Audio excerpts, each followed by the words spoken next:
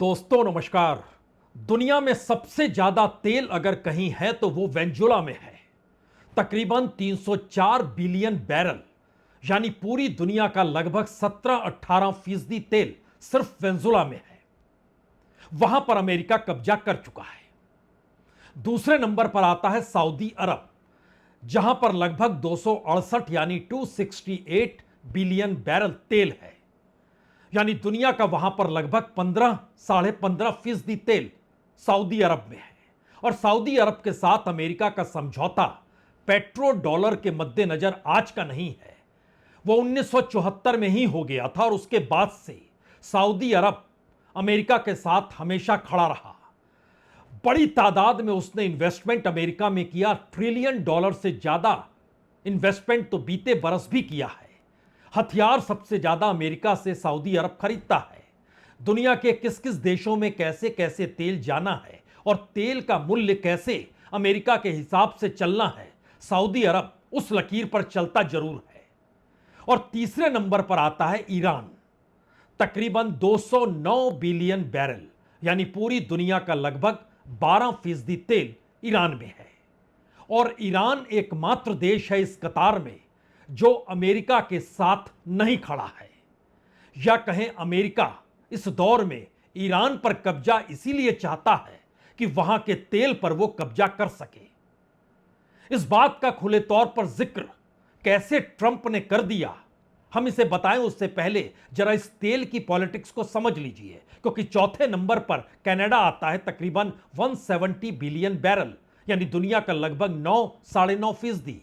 और कनाडा को 51 स्टेट बनाने के लिए ट्रंप ने आते ही जो बात कही, जो चाल चली, कनाडा के लोगों ने उससे इनकार कर दिया। कनाडा विरोध में खड़ा हो गया, जो ट्रंप को लगा नहीं था कि विरोध में खड़ा हो जाएगा। नजर वहां भी तेल को लेकर थी। पांचवें नंबर पर इराक है, 145 बिलियन बैरल, यानी दुनिया का लगभग 8-8.5%। इराक पर अमेरिका काबिज हो चुका है। उसी के जरिए इराक की सत्ता चलती है। इराक का तेल उसी के निशानदेही पर आगे बढ़ता है।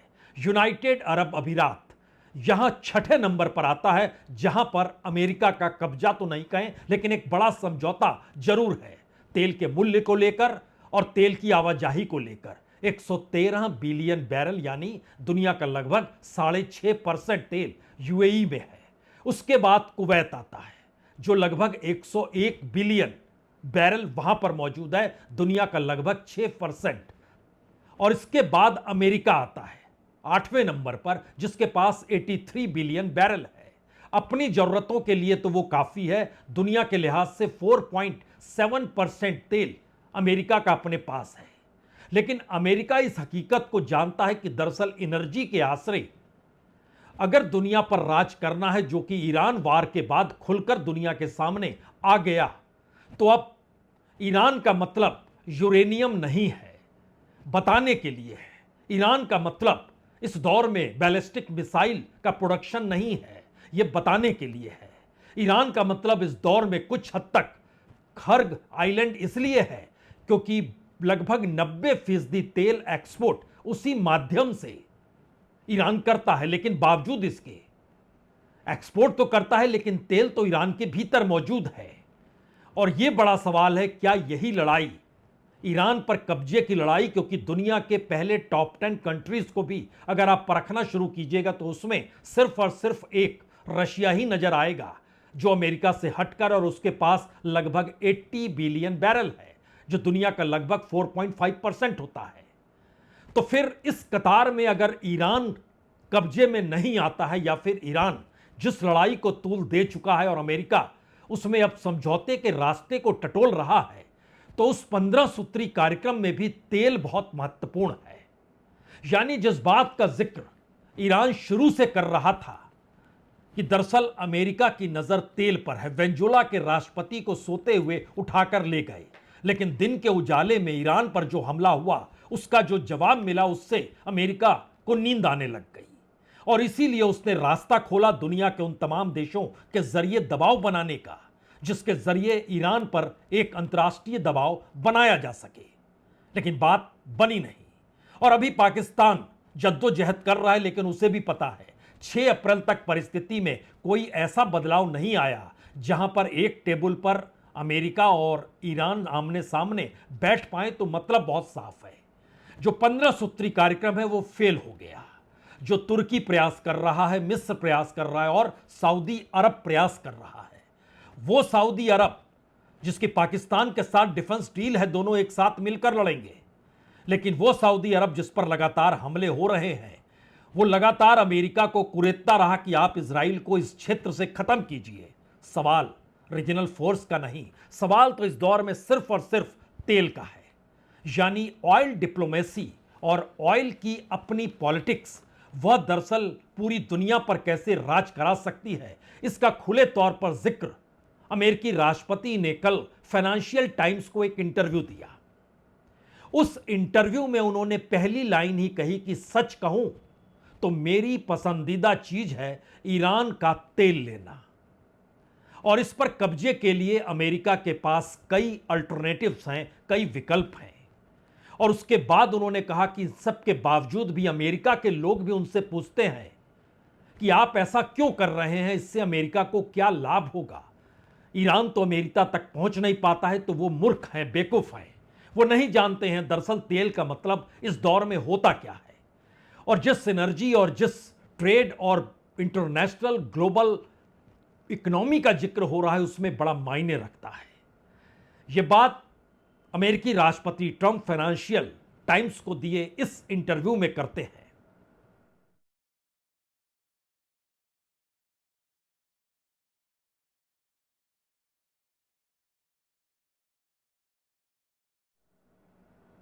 अगर आप पन्नों को पलटिएगा तो आपके जहन में 25 फरवरी को ईरान द्वारा दिए गए उस वक्तव्य की याद आ जाएगी, जब ईरान ने खुले तौर पर कहा था कि दरअसल इजराइल इस क्षेत्र में बड़ी ताकत बनना चाहता है, बिना इजराइल ईरान को खत्म किए बन नहीं सकता। और दूसरी बात कही गई थी कि दरअसल इजराइल लगातार प्रवोक कर रहा है अमेरिका को।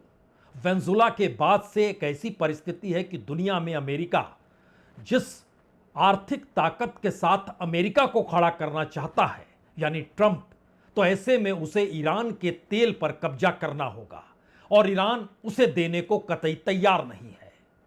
यह एक ऐसी परिस्थिति उस वक्त इसलिए भी उभरी थी क्योंकि चीन के साथ जो तेल की आवाजाही थी, क्योंकि ईरान पर प्रतिबंध अमेरिका ने लगा दिया था और दुनिया के दूसरे देश ईरान से तेल खरीद नहीं रहे थे, लेकिन चीन ईरान से तेल, अपना 90% तेल ईरान से ले रहा था, और उसकी एवज में या तो वह युआन देता था जो उसकी अपनी करेंसी है, या फिर बार्टर सिस्टम चलता था, यानी डॉलर भी गायब हो चला था।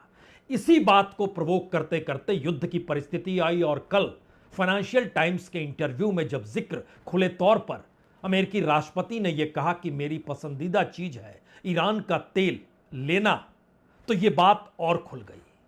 महत्वपूर्ण यह भी है कि अगर आप 15 सूत्री कार्यक्रम या 15 सूत्री फार्मूला जो अमेरिका ने तैयार करके पाकिस्तान के जरिए ईरान के साथ संवाद कायम करने के लिए बनाया है, अगर उसको परखें तो उसके बीच में भी तेल ही एक महत्वपूर्ण वो हिस्सा है जिस पर हर हाल में कब्जा करना चाहता है, और इसके लिए होर्मुज रूट और खार्ग आइलैंड का जिक्र है। दरअसल ईरान इस हकीकत को समझ चुका है, इसलिए उसने तैयारी कर दी है कि अब होर्मुज रूट पर जो ईरान अपने कब्जे के तहत वहां से कंटेनरों की आवाजाही दे रहा है, अब उसके लिए वो पार्लियामेंट में एक विधेयक लाएगा, यानी कानून बना देगा। यानी अभी जो युद्ध की परिस्थितियों में होर्मुज रूट को लेकर ईरान की हर पहलकदमी युद्ध के एक हथियार के तौर पर देखी जा रही है, उसको एक कानूनी जामा पहनाने की तरीके में अब ईरान खड़ा हो रहा है, और वो पार्लियामेंट से उस कानून को पास करवाएगा जिसके जरिए होर्मुज रूट से गुजरने वाले हर कंटेनर को टैक्स देना होगा, हर कंटेनर की एवज में युआन करेंसी से टैक्स देना होगा। उस युआन करेंसी के जरिए स्विफ्ट नहीं बल्कि किप्स जो कि चाइना का है उसके जरिए पूरी डील होगी। यानी एक ऐसी परिस्थिति है जिस पर होर्मुज रूट सामान्य आवाजाही शुरू हो उससे पहले ही, चूंकि वह उसकी संप्रभुता के दायरे में समुद्री सीमा आती है जो होर्मुज रूट है, तो इसको रोका भी नहीं जा सकता है। और तेल की आवाजाही हो, लेकिन उसके एवज में वो देश क्या चाहता है उससे आप रोक नहीं सकते हैं। जैसे सुएज नहर पर भी इस वक्त टैक्स वसूला जाता है। ये सारे सवाल इस वक्त दुनिया के सामने इसलिए बड़े होते चले जा रहे हैं क्योंकि ईरान के राष्ट्रपति लगातार अब होर्मुज रूट को जब खाली नहीं करा पाए तो उनकी नजर इस वक्त खर्ग आइलैंड पर चली गई। उन्होंने इस इंटरव्यू में यह भी कहा कि हो सकता है हम खर्ग द्वीप ले लें, हो सकता है नहीं ले पाए, हमारे पास कई अल्टरनेटिव्स हैं, और लेकिन इसका मतलब यह भी है कि हमें वहां कुछ समय और तक रहना पड़ेगा। यानी जो समझौते का रास्ता है वो फेल होगा, उसके बाद हमारी मौजूदगी रहेगी और हम लगातार इस द्वीप पर ईरान की रक्षा ज्यादा मजबूत नहीं है, इस बात का जिक्र ट्रंप ये कहते हुए कर रहे हैं, और अमेरिका उसे आसानी से अपने कब्जे में ले सकता है।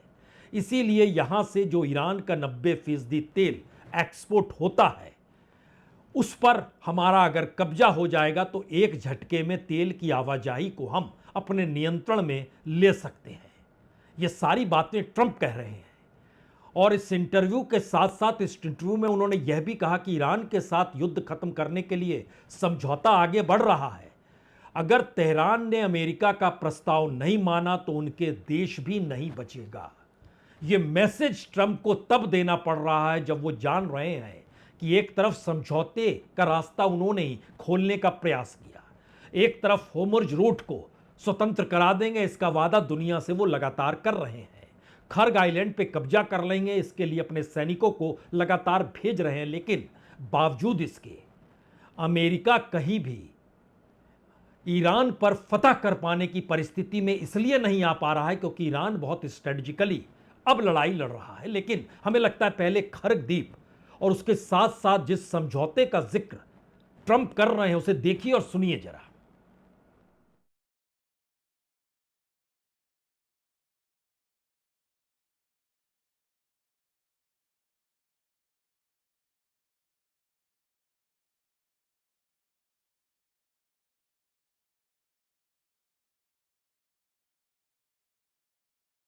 Only say that we're doing extremely well in that negotiation, but you never know with Iran because we negotiate with them and then we always have to blow them up.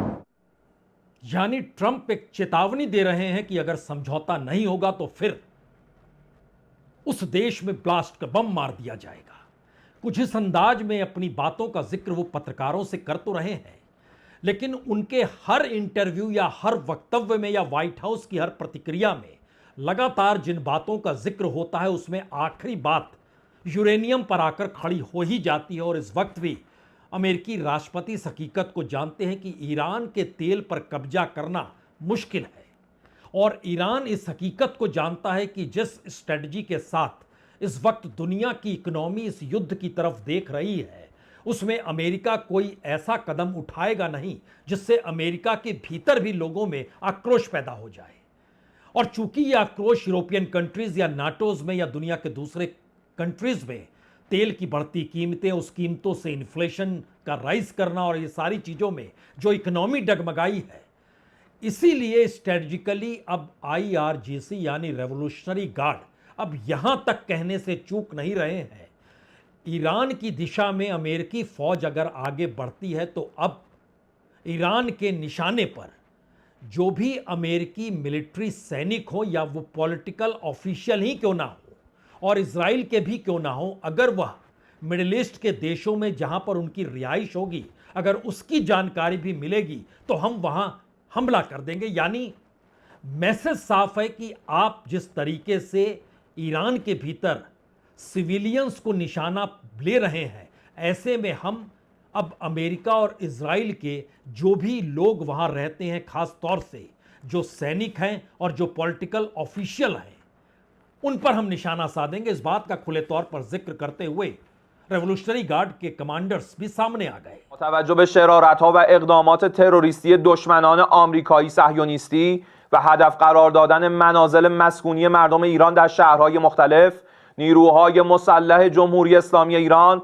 در اقدامی تلافی جویانه محل سکونت فرماندهان و مسئولان سیاسی آمریکا و رژیم صهیونیستی در منطقه و سرزمین‌های اشغالی را هدف قرار خواهند داد. दरअसल रेवोल्यूशनरी गार्ड का ये बयान इसलिए महत्वपूर्ण है क्योंकि अमेरिकी commander के साथ साथ जो पॉलिटिकल ऑफिशियल 6 अप्रैल से पहले जिस मध्यस्थता के जरिए बातचीत की दिशा में बढ़ना चाहते हैं, उनकी आवाजाही पाकिस्तान में तो है, लेकिन अब वो मिडिल ईस्ट की दिशा में भी जा सकते हैं। यानी उन देशों को भी एक साथ कलेक्ट इसलिए उनके करने की जरूरत है क्योंकि स्ट्रेटजिकली अमेरिका बिल्कुल नहीं चाहता है कि वह खाड़ी देश से अपना बोरिया बिस्तर समेट ले या उसके जो मिलिट्री बेसेस हैं वो पूरे तरीके से खत्म हो जाए। तो अगला सवाल यह भी है, क्या इसीलिए ईरान या कहें वहां के रेवोल्यूशनरी गार्ड ने यह धमकी खुले तौर पर दे दी है? दरअसल इसका एक दूसरा हिस्सा और महत्वपूर्ण है क्योंकि अमेरिका इस बात से वाकिफ है, युद्ध के भीतर उसने जो सोचा था तेल की राजनीति को लेकर वेनेजुला की तर्ज पर वह ईरान को भी अगर कब्जे में ले लेगा तो दुनिया के भीतर का लगभग 50% एनर्जी का हिस्सा उसके हाथ में होगा। और पिछले दिनों जब वह रेयर अर्थ को लेकर चाइना के सामने उसे झुकना पड़ा तो दुनिया के उस हिस्सों में जहां जहां रेयर अर्थ मौजूद है उस दिशा में वो ग्रीनलैंड का जिक्र भी करता है। यानी दुनिया के हर हिस्से में जहां पर उसकी अपनी इकोनॉमी और उसकी टेक्नोलॉजी को मदद करने के लिए एनर्जी और उससे जुड़ी हुई जो भी प्रोडक्ट्स उपलब्ध हो उस पर वो कब्जा करना चाहता है। तब यहां पर अगला सवाल है कि क्या वाकई ईरान अगर उसके हाथ से अब निकलने लगा है और उसे लगने लगा है कि वो बातचीत सफल नहीं हो पाएगी, जो तेल पर कब्जा करने की सोच थी वो संभव नहीं हो पाएगी, तो ऐसे में अमेरिकी राष्ट्रपति ने अपने इंटरव्यू में एक बात और जिक्र कर दी और वो यूरेनियम को लेकर कर दी। उन्होंने कहा कि दरअसल ईरान से करीब 450 केजी जो इनरिच यूरेनियम है, समृद्ध यूरेनियम है, उसको निकालने के लिए एक विशेष सैन्य अभियान वो छेड़ सकते हैं। यानी उस पर उन्होंने विचार शुरू कर दिया है और मकसद यह है कि ईरान को परमाणु हथियार बनाने से रोकना। लेकिन सच यह है कि इस दौर में यूरेनियम की जरूरत भी अमेरिका को है और वो जानता है अगर इस तरीके से इस युद्ध के आश्रय अगर दुनिया को इस रूप में एकजुट कर लिया जाए कि कोई परमाणु हथियार ईरान बना ना ले, तब अगला सवाल यह होगा कि दुनिया की इस पर सहमति हो जाएगी और वह इस तरीके के ऑपरेशन को अंजाम दे सकता है। लेकिन यूनाइटेड नेशन की जो एनर्जी की टीम है जो खास तौर से यूरेनियम एनर्जी को लेकर काम करती है, उसका बहुत साफ कहना है ऐसा कोई भी प्रयास बेहद खतरनाक साबित होगा क्योंकि अमेरिकी सैनिक ईरान के अंदर में जाकर यूरेनियम को सुरक्षित करें और उसको वापस बाहर निकालने, यह एक असंभव सी परिस्थिति है। यह संभव होता नहीं है क्योंकि जरा सा भी लीकेज होगा तो वो मुश्किल आ जाएगा। इसीलिए अब ट्रंप एक नई बॉल को लेकर चल पड़े हैं जिसमें जिक्र यूरेनियम का ये कहते हुए कर रहे हैं, ठीक है हम डिप्लोमेसी के आश्रय ईरान से बातचीत के जरिए यूरेनियम सौंप दे वो हमें, इसकी मांग की जा रही है और मध्यस्थता जो कर रहे हैं उनके जरिए भी ये मैसेज भिजवाया जा रहा है कि हम सैन्य कार्रवाई नहीं करेंगे अगर आप यूरेनियम सौंप देंगे तो।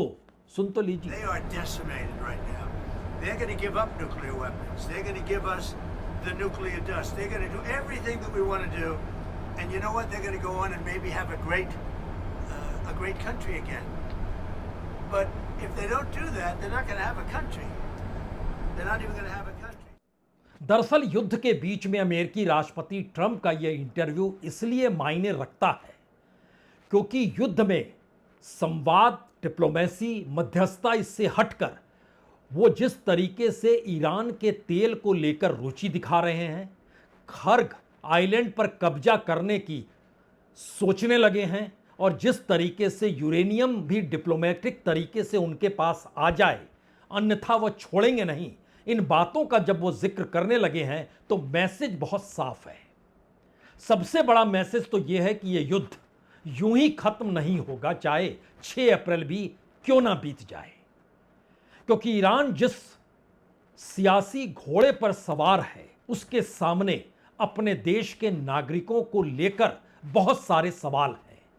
जो बच्चियां स्कूल में मारी गई, जो छात्र मारे गए, जो यूनिवर्सिटीज पर बम फोड़े गए, जिस तरीके से इंफ्रास्ट्रक्चर को नुकसान पहुंचा, वाटर ट्रीटमेंट प्लान हो या फिर ऑयल रिफाइनरी हो या फिर नेचुरल गैस फील्ड हो, तमाम जगहों पर जो चीजें हुई है उसके बाद दो ही स्थिति उभर सकती है। या तो ईरान कमजोर हो जाए, और दूसरी परिस्थिति है कि अमेरिका थक जाए।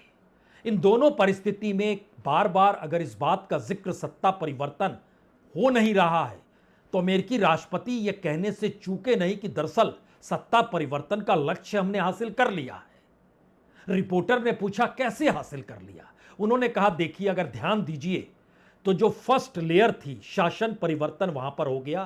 पहला शासन पूरी तरीके से खत्म हो गया, नष्ट हो गया, हमने सभी को मार डाला। दूसरे शासन भी लगभग खत्म हो चुका है, और अब एक तीसरा शासन जिनसे हम लोग बात कर रहे हैं और इससे पहले कभी उनसे कोई बातचीत नहीं की, यह मुसीबत हो सकती है कि वो बातचीत कितनी लंबी चलेगी। लेकिन ट्रंप कहते हैं मुझे लगता है वो व्यवहारिक है, धीरे धीरे व्यवहारिक हो जाएंगे। अब यहां पर एक सवाल यह भी है कि जो शासन खराब था उस शासन को हटा दिया, दूसरे शासन को लाया, उसको भी हटा दिया, और तीसरा शासन व्यवहारिक क्यों लग रहा है? और व्यवहारिक लगते लगते अमेरिकी राष्ट्रपति ये कहने से क्यों नहीं कतराते हैं कि ईरान के साथ कुछ भी नहीं कहा जा सकता? वो कहते हैं वाकई एक ऐसी परिस्थिति है जिसमें हम कह नहीं सकते हैं ये रास्ता किधर जाएगा, क्योंकि हम उनसे बातचीत कर रहे हैं और हमें उन्हें एक बम से उड़ाना आता है। ये मैसेज दरअसल पहली बार 3 दिशाओं को प्रभावित कर रहा है। पहली दिशा तो इसी बात को लेकर है कि अमेरिका इस युद्ध के दायरे में जितने फ्रंट होते हैं सभी को खोल चुका है। उस फ्रंट के खुलने के बावजूद भी जब रास्ता नहीं निकल पा रहा है, तो दूसरा ऑप्शन जहां पर ऑयल और यूरेनियम और खर्ग आइलैंड है, इसका जिक्र वो खुले तौर पर करने लगा है। और तीसरी परिस्थिति है, दुनिया का कोई देश अभी भी ये नहीं मान रहा है कि ईरान को लेकर अमेरिका या होर्मुज़ रूट को लेकर अमेरिका किसी एक समाधान की दिशा में दुनिया को ले जा सकेगा।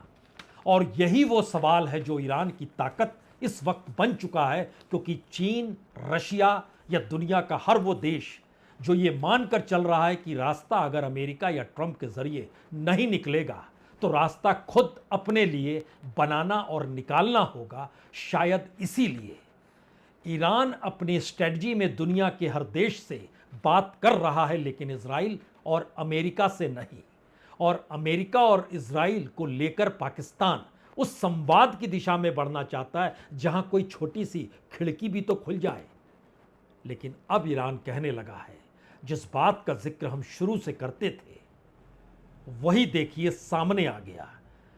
ये रिजिम चेंज करना नहीं चाहते थे, ये चाहते थे ऐसी रिजिम ईरान के भीतर आए जो ईरान की इकोनॉमी पर, ईरान के न्यूक्लियर एनरिचमेंट पर, ईरान के ऑयल स्ट्रक्चर पर और ईरान के जो नेचुरल गैस फील्ड है उस पर कब्जा करें और उसकी इकोनॉमी को अमेरिका की तरफ शिफ्ट कर दे, जैसा उन्होंने वेनेजुला में किया, जैसा उन्होंने इराक में किया। जो समझौते उन्होंने मिडिल ईस्ट के साथ बनाए हैं उसमें यूएई भी है, सऊदी अरब भी है, कुवैत भी है, कतर भी है, और इसके साथ साथ अब वो जिस रास्ते पर हैं उसमें ईरान एक पावर स्ट्रक्चर के साथ अमेरिका के सामने खड़ा हो गया है, जो शायद ट्रंप के गले की फांस है। बहुत बहुत शुक्रिया, बहुत बहुत शुक्रिया।